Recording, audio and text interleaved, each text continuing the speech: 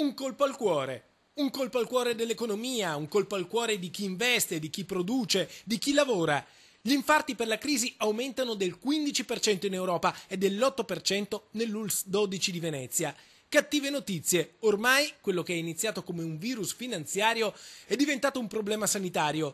Che la crisi uccida ormai è certo, lo fa in tanti modi, è diventata un'epidemia che travolge i distretti industriali, che investe le città, la chiusura di tanti negozi porta alla desertificazione dei quartieri, all'abbandono dei centri storici. La disoccupazione giovanile ormai ha superato ogni record, mentre nell'ultimo anno in Italia si conta addirittura 1 milione di licenziamenti. In Veneto, nel 2012, hanno perso il posto 65.000 dipendenti a tempo determinato e indeterminato, 90.000 aggiungendo i precari. Nel veneziano la CGIL segue più di 5.000 persone che non hanno più un lavoro. Per anni questa crisi è stata negata e sembrava che la riforma Fornero fosse il toccasana per risolvere i problemi.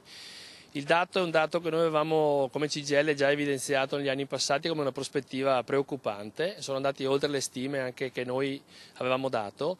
Nella provincia di Venezia parliamo di oltre 5.000 licenziamenti avvenuti nel 2012, con uno sviluppo ulteriore di questa drammatica situazione rispetto al termine di molti ammortizzatori sociali e le conseguenti impossibilità di rientro al lavoro dei dipendenti nelle aziende che hanno già chiuso.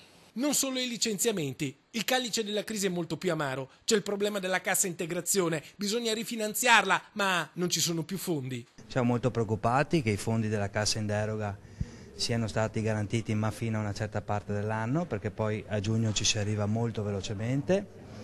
Il tema del lavoro credo che sia in base a quello che viene detto da tutti, ormai un tema che tutti hanno in mente, bisogna portare azioni concrete.